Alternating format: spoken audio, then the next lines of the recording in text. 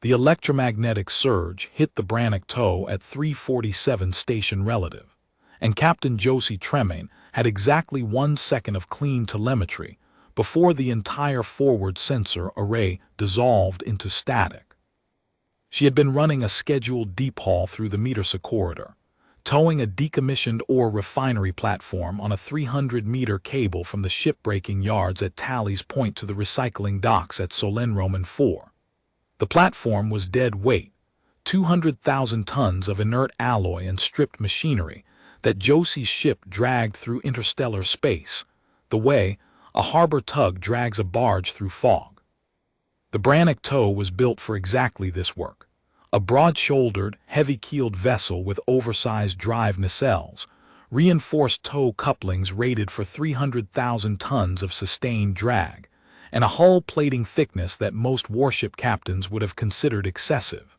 She was ugly, slow, and immensely strong, and Josie had owned her for 19 years.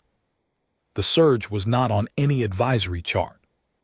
The Corridor Traffic Authority at Metersa Station had issued the standard navigational update 41 hours earlier. Clear transit, no anomalies, solar indices nominal across all monitoring bands. What the Traffic Authority had not detected, because the phenomenon originated outside their sensor coverage, was a magnetar pulse cascade propagating through the local interstellar medium from a collapsed remnant star designated XR 1147, roughly 60 light-years anti-spinward. The cascade was a rolling wall of charged plasma and magnetic flux that traveled through normal space at a fraction of light speed, intensifying as it compressed the ambient interstellar medium ahead of it. By the time it reached the Metersa corridor, the cascade had become what deep space navigators called a surge, a traveling electromagnetic storm front that scrambled sensors, disrupted communications, overloaded unshielded power systems, and turned ordinary transits into survival exercises. The first thing the surge killed was the tow cable telemetry. Josie lost her strain gauges, her cable temperature readouts, and her load distribution monitors in the space of 3 seconds. The cable itself was still intact. She could feel the drag through the deck plates, the familiar deep vibration that told her the platform was still on the line, but she was flying blind on the most critical system her ship possessed. The second thing the surge killed was long-range communications. The Brannock tow's comm array went static across every band. No traffic control, no corridor advisory updates, no contact with Talley's Point astern or Solenroman 4 ahead. Josie was alone in the corridor with 200,000 tons on the line and a storm front she could not see the far side of. She did not panic.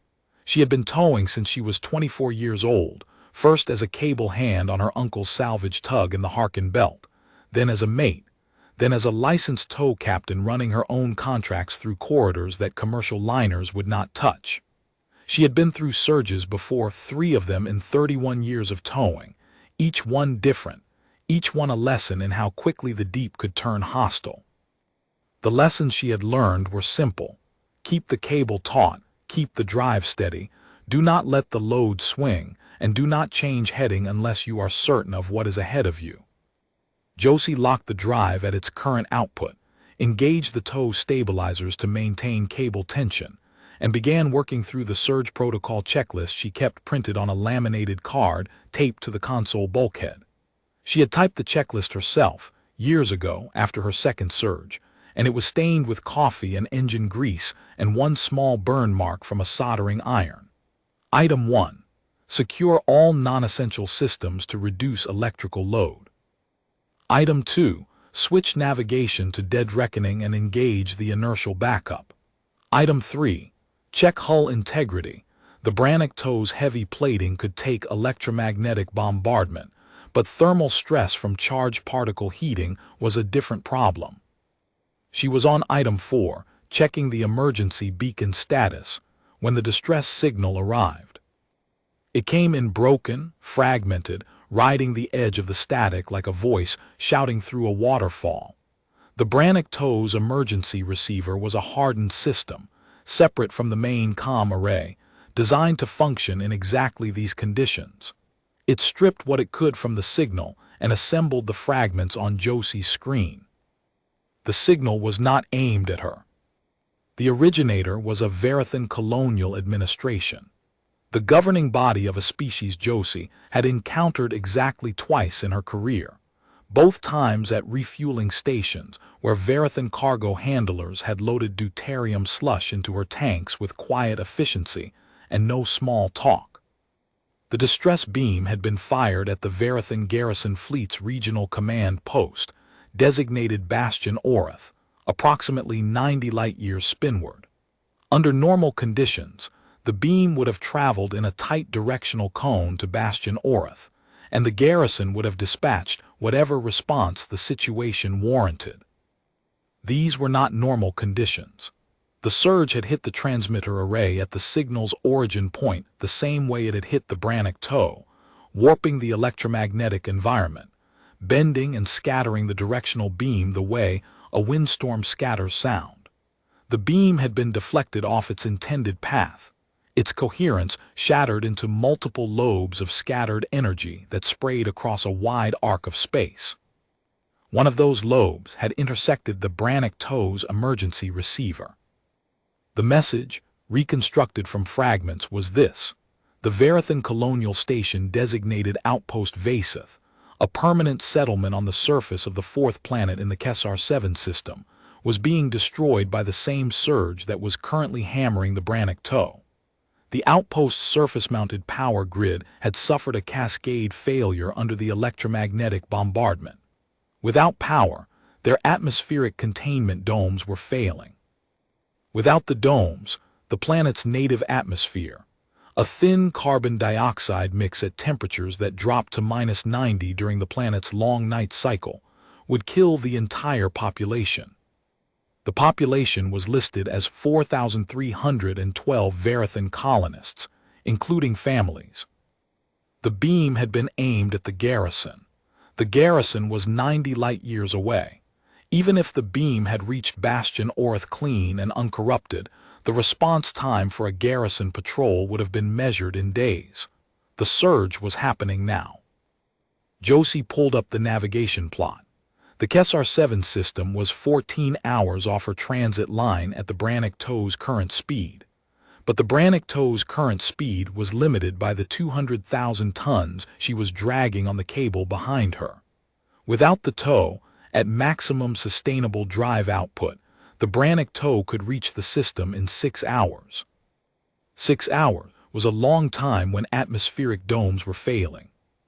She sat in the captain's chair and looked at the signal fragments on her screen, and she thought about the cable, and the contract, and the platform, and the recycling docks at Solenroman 4, where a payment was waiting that represented 3 months of operating costs for the Brannock tow.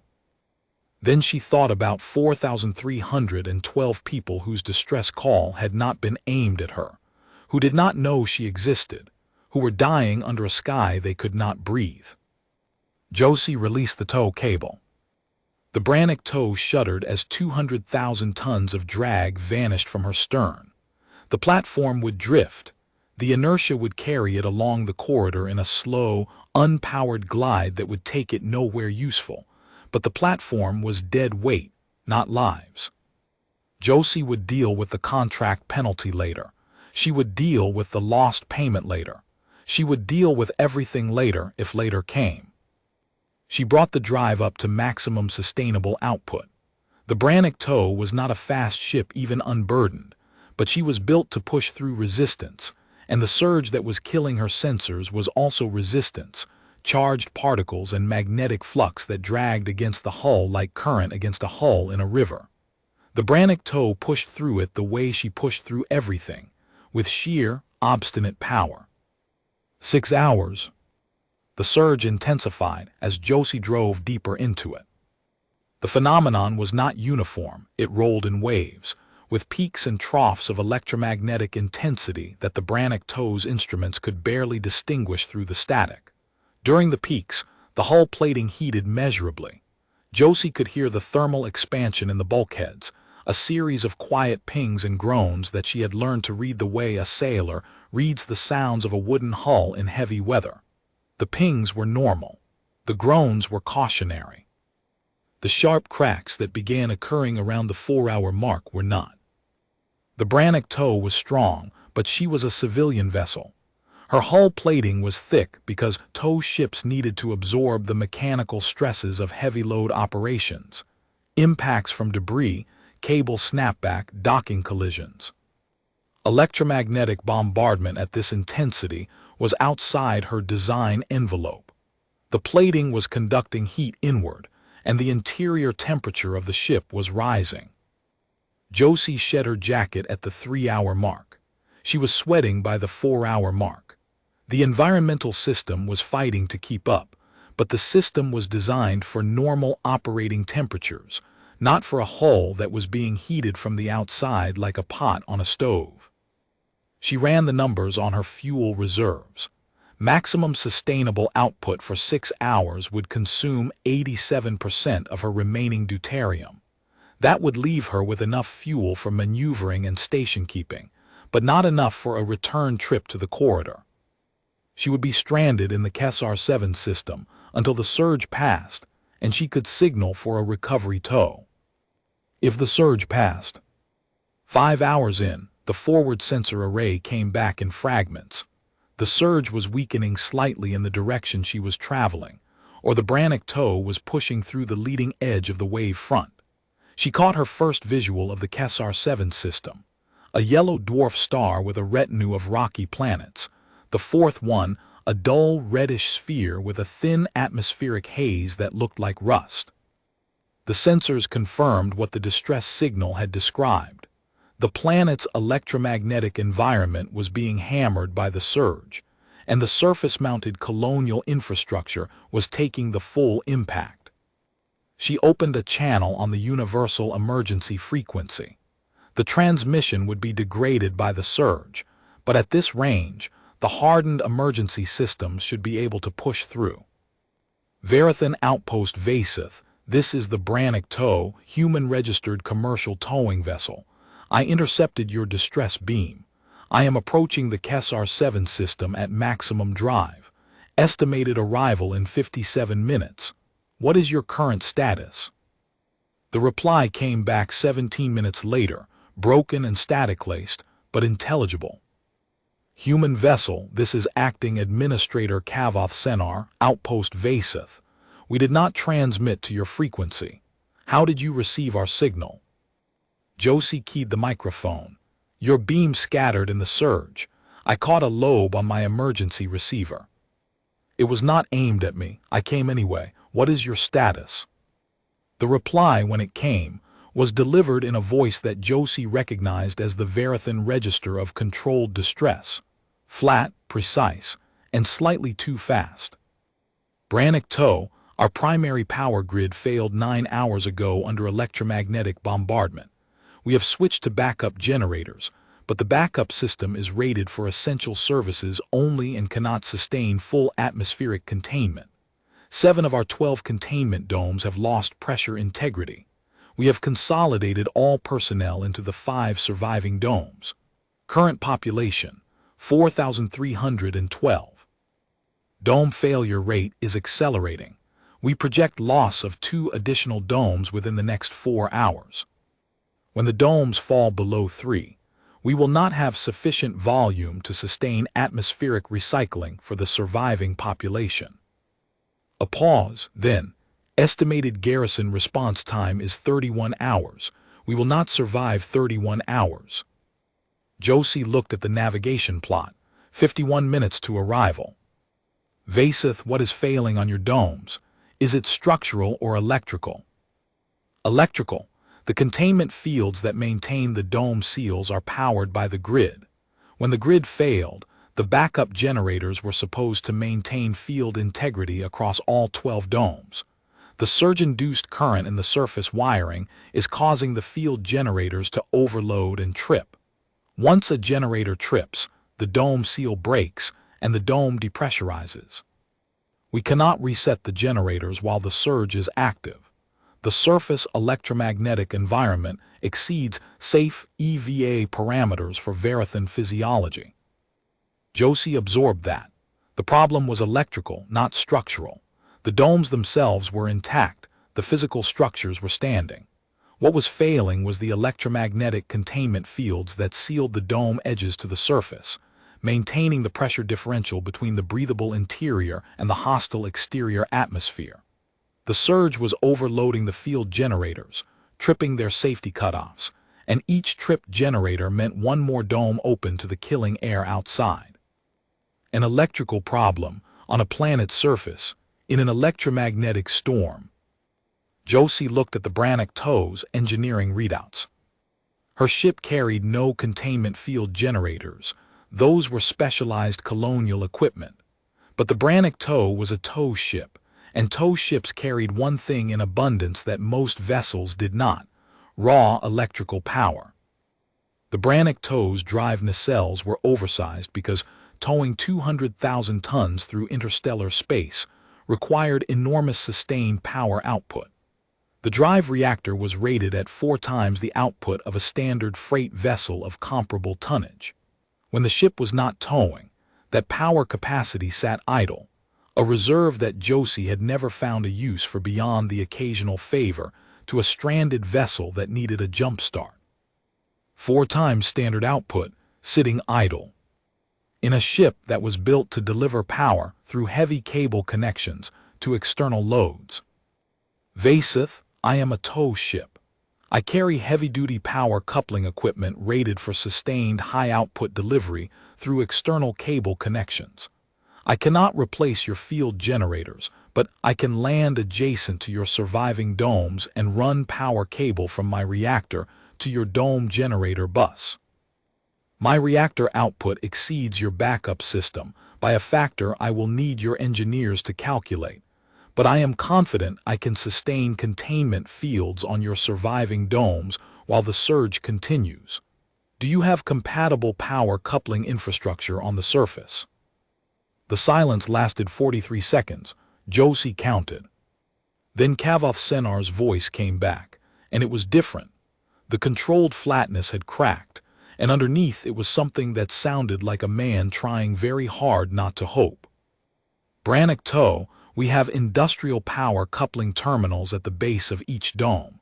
They were installed for heavy construction equipment during the outpost's expansion phase.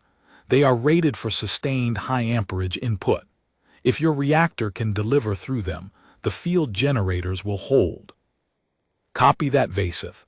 Clear me a landing zone adjacent to your central dome cluster. I will be on the ground in 44 minutes. She began her approach. The Kesar-7 system was a mess. The surge had turned the local space into a soup of charged particles and shifting magnetic fields that made the navigation plot unreliable and the sensors intermittent. Josie flew on instruments when she had them and on dead reckoning when she did not, and the Brannock Tow descended through the planet's thin atmosphere, trailing a corona of ionized gas that the surge tore from her hull, plating in luminous streamers. The landing was rough. The surface winds were driven by the electromagnetic storm, thermal differentials in the planet's thin atmosphere creating gusts that hit the Brannock Tow's broad hull like slaps. Josie brought the ship down on her landing struts in a flat expanse of reddish rock 200 meters from the nearest containment dome, and the struts hit the surface with an impact that she felt in her spine. The ship settled. The struts held. The hull ticked and popped as it adjusted to the surface temperature differential. Through the viewport, Josie could see the domes. They were arranged in a cluster, 12 transparent hemispheres of composite material, each one roughly 200 meters in diameter, rising from the reddish rock surface like soap bubbles on a table. 7 of them were dark, their interiors visible as shadowed empty spaces open to the planet's thin hostile atmosphere. The remaining 5 were lit from within, warm white light against the red-brown landscape, and through their transparent walls, Josie could see movement. Figures. People. 4,312 of them, packed into 5 domes that were designed to hold perhaps half that number. The containment fields were invisible in normal conditions, but in the surge, Josie could see them, shimmering curtains of electromagnetic energy at the base of each active dome where the seal met the surface. The shimmer was unsteady. The fields were flickering. Josie suited up. The Brannock Tow's EVA suits were heavy-duty industrial models designed for tow cable work in hard vacuum. They were not elegant, but they were built to withstand exactly the kind of electromagnetic bombardment that the surge was delivering. She loaded the portable power coupling equipment onto the external cargo platform. 4 heavy-gauge power cables, each one rated for the sustained amperage that the Brannock Tow's reactor could deliver, with industrial coupling heads designed to mate with standard docking and construction power terminals. The cables were 200 meters long, the distance from the ship to the nearest dome. She descended the boarding ramp and stepped onto the surface of a planet she had never planned to visit, carrying equipment she had never planned to use for this purpose, responding to a signal that had never been aimed at her species. The surface was brutal. The wind hit her immediately, a thin, cold blast laden with fine reddish dust that scoured her visor and reduced visibility to 60 meters. The surge manifested on the surface as a constant low hum in her suit's electromagnetic shielding, a vibration she could feel in her teeth. The temperature readout on her suit display read -47. The atmospheric composition readout confirmed what she already knew. The air outside the domes would kill an unprotected verathen in minutes and an unprotected human in slightly longer. She dragged the first cable across 200 meters of rock, leaning into the wind, her boots crunching on frozen gravel. The cable was heavy, 70 kilograms per 100-meter length, and the wind caught it like a sail, trying to pull it sideways. Josie braced and dragged, one step at a time, the way she had dragged tow cables across dock platforms in heavy weather for 31 years. At the base of the nearest dome, she found the industrial power terminal. It was a standardized coupling, not identical to human specifications, but close enough that her universal adapter kit could bridge the difference. She spent 11 minutes in the wind and the cold and the electromagnetic howl, her gloved hands working the coupling connections, fighting the reduced dexterity of the EVA gloves, the numbness creeping into her fingers despite the suit's thermal regulation. The coupling seated, she tested the connection solid, she keyed her suit calm. Verathen, Cable 1 is connected at your Dome 3 terminal. I am returning to the ship to bring the reactor online for external delivery. Stand by. She walked back to the Brannock Tow, 200 meters into the wind, leaning forward, the red dust blasting her visor. Inside the ship, she shed the gloves long enough to flex her fingers, then went to the engineering console and began the reactor reconfiguration sequence. The Brannock Tow's reactor was designed to deliver its output through the drive nacelles. Rerouting that output to the external power coupling bus required a manual reconfiguration of the power distribution system, a procedure that was documented in the ship's emergency manual under the heading External Power Delivery, Shore Power Mode, which Josie had used exactly 3 times in 19 years, each time to jumpstart a stranded vessel. She brought the reactor to external delivery mode. The ship's interior lights dimmed as power was diverted from internal systems to the coupling bus. The environmental system dropped to minimum. The temperature inside the ship, already elevated from the hull heating, began to climb further. Verathen, reactor is online for external delivery. Dome 3 field generator should be receiving power now. Confirm. The confirmation came in Kavoth Senar's voice, and this time the crack in his composure was wider. Brannock Tow confirmed. Dome 3 field generator is receiving external power. Field integrity is climbing. It is holding. Dome 3 is stable. 1 dome, 4 more to go, and each one required another cable run across 200 meters of hostile surface. Josie suited up again. The second cable run was harder than the first. The surge was not abating.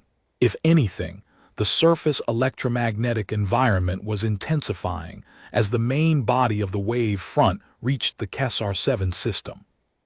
Josie's suit shielding was working, but the electromagnetic interference was degrading her suit comm to fragments, and the heads-up display was flickering with static artifacts that made the terrain difficult to read. She tripped twice on rocks she could not see through the dust and the display corruption. The second time, she fell hard enough to drive the breath from her lungs, and she lay on the frozen surface for 5 seconds, she counted, before she pushed herself up and kept dragging. The second cable coupled at Dome 5. 22 minutes to cross the ground and make the connection, working by feel when her display went dark. Verathen, cable 2 connected at Dome 5. Reactor load is increasing. I have capacity for 3 more lines. She was lying. The reactor had capacity for approximately 2 more lines at this output level before the thermal load on the power distribution bus exceeded safe operating parameters. 3 was possible if she overrode the safety cutoffs, which she fully intended to do if she had to.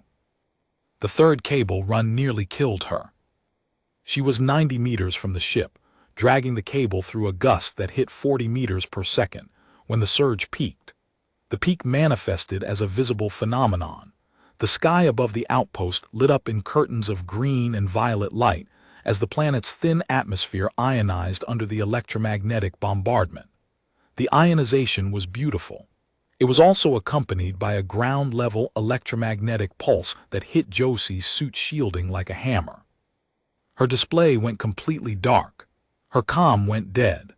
Her suit's thermal regulation stuttered, and for 11 seconds she stood in -47 air with no heating, the cold hitting her like a wall of water. The suit rebooted. The display came back in fragments. The thermal regulation resumed. Josie was shaking not from fear, but from cold, the kind of deep cold that gets into the muscles and makes the hands stupid. She clenched her fists inside the gloves, forcing blood into her fingers, and dragged the cable the remaining 110 meters to Dome 2. The coupling took 27 minutes. Her hands were not working properly. The fine motor control she needed for the adapter connections was degraded by the cold and the shaking, and she dropped the adapter wrench twice, once into a crevice in the rock surface where she had to fish it out by touch. When the coupling finally seated, she leaned against the dome base wall and breathed for 30 seconds. Verathen, cable 3 connected at Dome 2. Kavoth Senar's reply was broken by static, but Josie caught the keywords: Dome 2 stable, 3 domes secured, 2 remaining. 2 domes, 2 cables. The reactor was running hot. Josie could see the thermal warnings on the engineering telemetry that her suit was relaying from the ship. The power distribution bus was at 89% of its rated thermal limit. 2 more lines would push it to 106%. The safety cutoffs would trip at 100% unless she overrode them. She would override them. The 4th cable run she did not do alone. When she reached Dome 7, dragging the cable through wind that had intensified to gusts of 50 meters per second, she found 3 figures waiting for her at the power terminal. They were verathen, tall, narrow-framed beings with smooth gray-green skin and large dark eyes that reflected the aurora light from the ionized sky. They were wearing what looked like hastily assembled environmental suits, not EVA-rated, not designed for this atmosphere, but sealed against the worst of the cold and the dust. They had come outside their dome, into conditions that their distress signal had described as exceeding safe parameters for verathen physiology, to help her.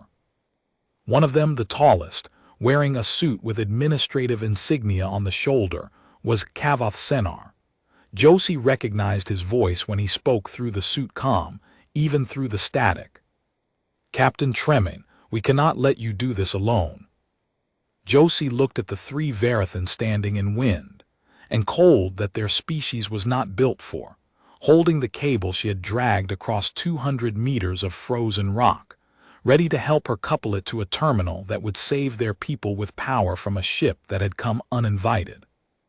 "The adapter coupling is tricky," she said. "Hold the cable steady. Keep tension on it. The wind will try to pull it sideways." The three verathen held the cable while Josie worked the coupling. Their presence made the work faster, with the cable under tension from 3 extra pairs of hands.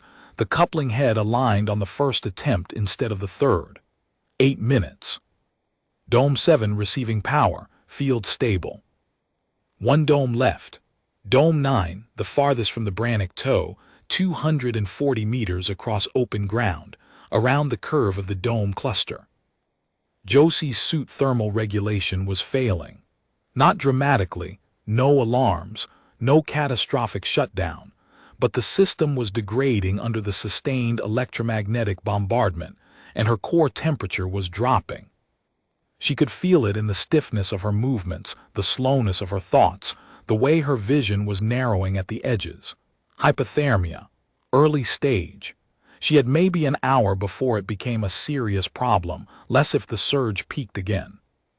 "Vaseth, I need the 5th cable connected at Dome 9, 240 meters. My suit thermal is degrading." "We will carry the cable," Kavath Senar said. "Show us the coupling procedure." Josie looked at him through a visor streaked with red dust. "You are not rated for this exposure." "Neither are you, Captain." "Not anymore." She taught them the coupling procedure in the shelter of Dome 7's base wall, using the adapter wrench and a spare coupling head, demonstrating the connection sequence 3 times until Kavath Senar could repeat it from memory. Then they went out together, Josie and 3 verathen, dragging 240 meters of power cable through a storm that was trying to kill all of them. The wind knocked one of the verathen down at the 100-meter mark. The others helped him up. They kept moving. Josie walked at the front, leaning into the wind, because the Brannock toe's EVA suit was heavier and the wind moved her less, and the verathen could walk in her lee. At the 160-meter mark, her suit thermal regulation failed completely. The heating elements went offline, and the cold came in like a tide. Josie's hands went numb in 30 seconds. Her feet followed. She kept walking because the alternative was stopping, and stopping was dying, and Josie Tremaine had been telling storms to go to hell for 31 years, and she was not going to stop now. They reached Dome 9. Kavath Senar made the coupling connection. His hands were shaking. Verathen physiology handled cold even worse than human physiology, but he had learned the sequence, and he executed it methodically, 1 step at a time, the way Josie had taught him. 14 minutes. The coupling seated. "Dome 9 is receiving power," one of the other verathen said, his voice thin and strained through the static. "Field integrity is climbing." "It is holding." 5 domes, all 5 holding. 4,312 people breathing air that the Brannock toe's reactor was sustaining through 5 heavy-gauge power cables stretched across 200 meters of frozen rock. Josie sat down at the base of Dome 9's wall. She did not choose to sit. Her legs made the decision for her, the hypothermia reaching the stage where voluntary muscle control became unreliable. She sat on frozen red gravel with her back against the dome wall, and through the transparent composite she could see figures inside. Verathen colonists, families, children pressed against the interior wall looking out at the 4 figures who had just dragged a power cable through a storm to keep their dome alive. Kavath Senar crouched beside her.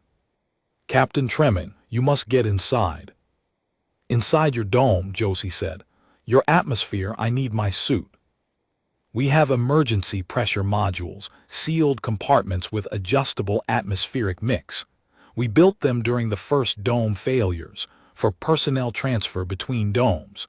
We can provide a human-compatible atmosphere." He helped her stand.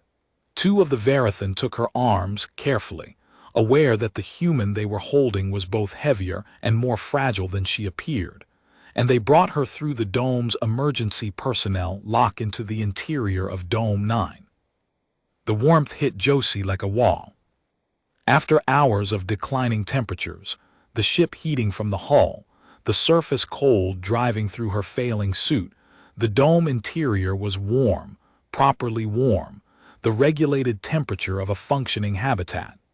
She felt her muscles begin to unclench, which paradoxically made the shaking worse as the tension released.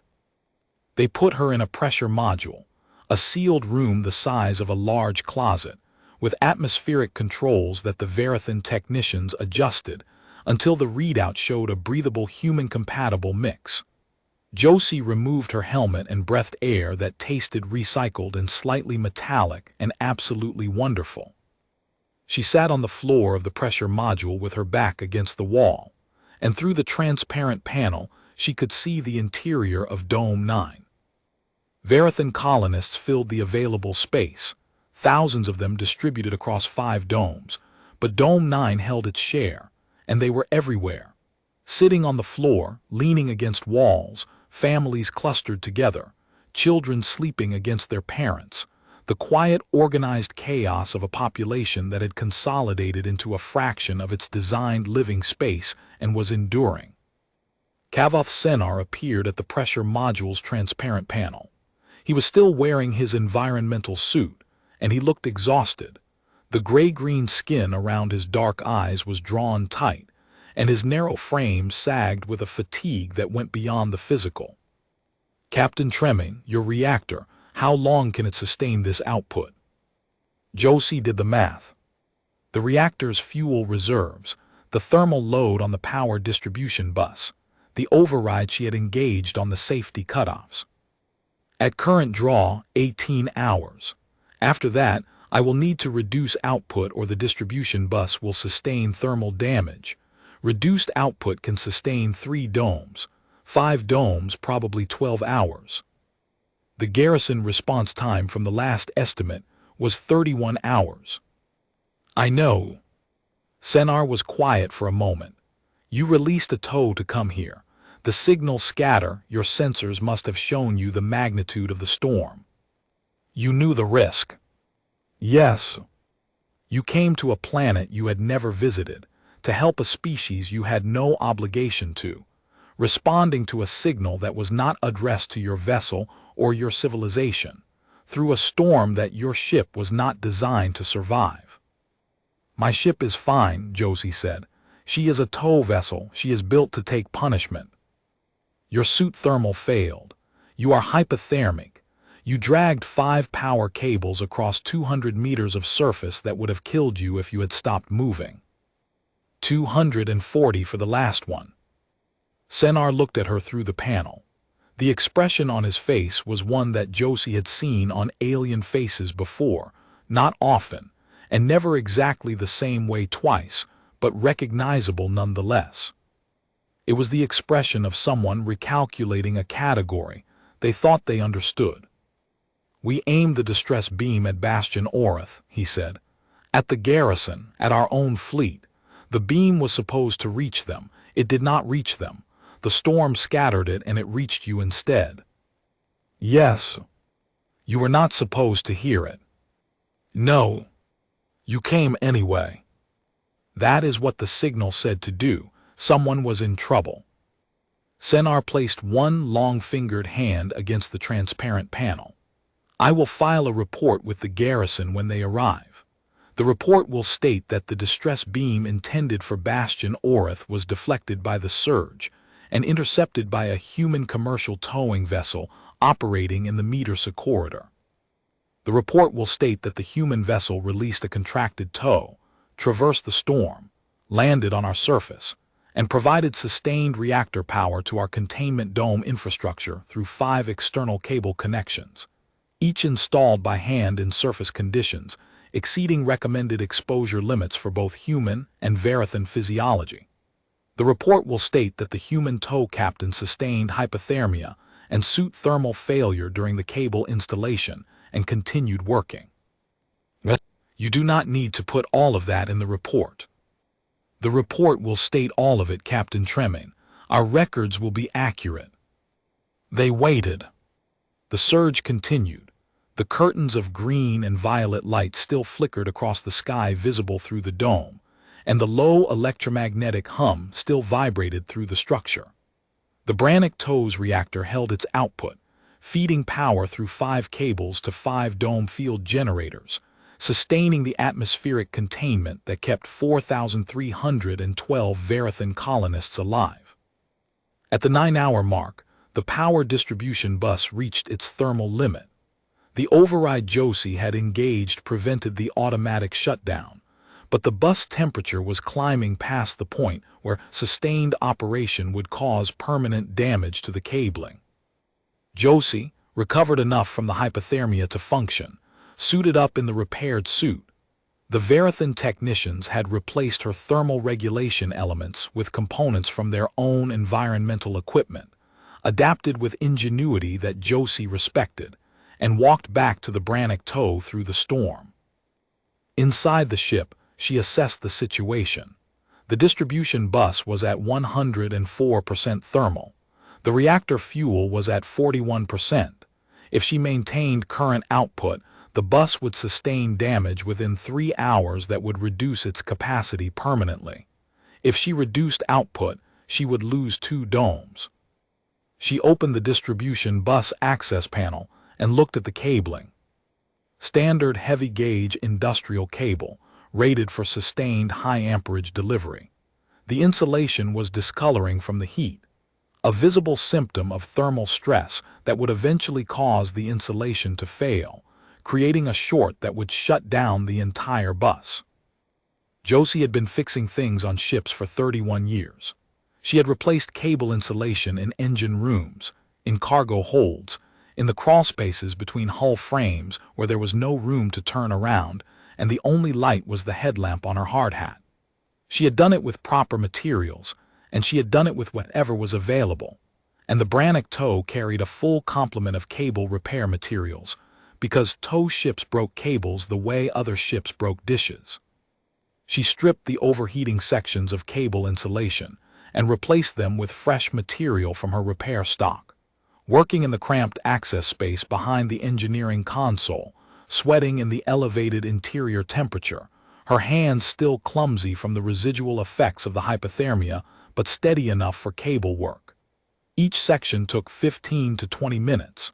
There were 11 sections that needed replacement. 3 hours of cable work. The bus temperature dropped to 91%, sustainable. She returned to Dome 9 and told Kavoth Senar. 18 more hours at current output, she said. The bus will hold. The reactor fuel will be critical after that. I will have nothing left for departure. I will need a recovery tow myself. You will have one, Senar said, when the Garrison arrives. If the Garrison arrives before the reactor runs dry. Captain Tremaine, the Garrison will arrive. I know, Josie said. I am just accounting for the variables. It is what tow captains do. The Garrison arrived at hour 26. The surge was beginning to weaken by then. The leading edge of the wave front had passed the Kesar 7 system, and the trailing edge was thinner, less intense, the electromagnetic bombardment declining from lethal to merely dangerous. The first sign was the Brannock-TOWS long-range comm array coming back online in fragments, catching the edge of a verathen military transmission that resolved, over the space of 20 minutes, into a clear signal from a patrol corvette-designated Garrison Response Unit 7, inbound to the Kesar 7 system at emergency speed. They had received the distress beam, not the original scattered transmission, but a relay from a verathen deep space monitoring station that had caught enough of the scattered signal to reconstruct the message and forward it to Bastion Orith through a hardened military channel that the surge had not been able to block completely. The relay had added 14 hours to the response time. The Garrison had been running at maximum speed since receiving it. Garrison Response Unit 7 was a corvette, a military vessel with specialized atmospheric containment equipment, field-portable power generation systems, and a crew of 47 verathen service members trained for exactly this kind of colonial emergency. They arrived with additional power generators, replacement dome field modules, structural repair materials, and a medical team that immediately began treating the colonists who had sustained exposure injuries during the dome failures. The corvette's captain, a compact, formal verathen officer whose name Josie never learned, came to the Brannock tow while Josie was shutting down the external power delivery system and retracting the cables. The reactor fuel was at 7%. The distribution bus was functional but scarred. The cable repair Josie had performed would need to be replaced with proper materials at a shipyard, but it had held. The corvette captain stood at the base of the Brannock tow's boarding ramp and looked up at the ship. The broad, ugly, heavy-plated hull with its oversized drive nacelles and its tow coupling framework and its industrial power cables still coiled on the external cargo platform. The captain's expression was the same one Kavath Senar had worn, the recalculating face. "You are the vessel that responded to the distress signal," the captain said. "I am." The distress signal was aimed at Bastion Orath. It was, the surge scattered it. "I caught the scatter." "You are a tow ship." "I am." "You powered 5 containment domes with your reactor for 26 hours. The distribution bus held, the cables held, the reactor held, everything held." The corvette captain looked at the cables on the cargo platform, then at the 5 domes still standing with their containment fields shimmering in the weakening electromagnetic light, then at Josie, who was standing on her boarding ramp in a suit patched with verathen thermal components, with grease on her hands and cable burns on her gloves, and the particular exhaustion of someone who had been working for 30 continuous hours through a storm. "I will file a supplemental report," the captain said, "addendum to Kavath Senar's report. The supplemental will state that the tow vessel's intervention sustained the colonial population through the full duration of the surge and prevented total atmospheric containment failure. Estimated casualties without the intervention, 4,312. "All of them," Josie said. "All of them," the captain confirmed. The corvette provided Josie with fuel, enough to reach the Metersa corridor, where she could signal for a commercial recovery tow to retrieve the platform she had released. The fuel transfer took 6 hours. During that time, Josie slept in the Brannock tow's captain's bunk, which was still too warm because the hull was still cooling from the surge, and dreamed about cables. When she woke, there was a data packet waiting on her comm console.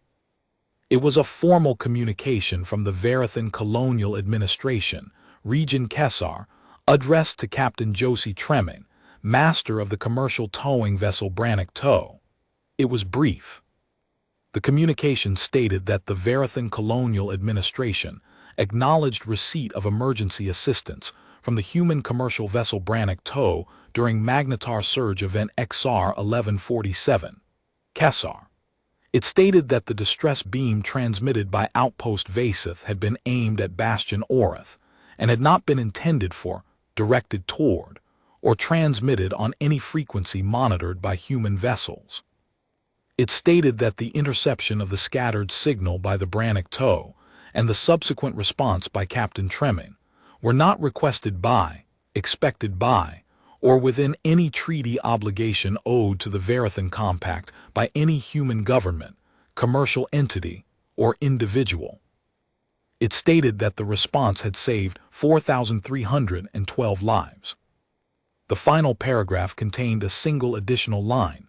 Josie read it twice. The Verathen Colonial Administration notes for the record that the distress beam was never aimed at Earth. Earth came anyway. Josie closed the communication, checked her fuel readout, entered her course for the Metersa corridor, and brought the drive online. The Brannock Tow lifted off the surface of the 4th planet of the Kessar 7 system, leaving behind 5 powered containment domes, a Garrison corvette, 4,312 people who were alive because a storm had bent a signal the wrong way, and the fading aurora of a surge that was finally passing. She had a platform to recover and a contract penalty to negotiate. The cable was not going to tow itself.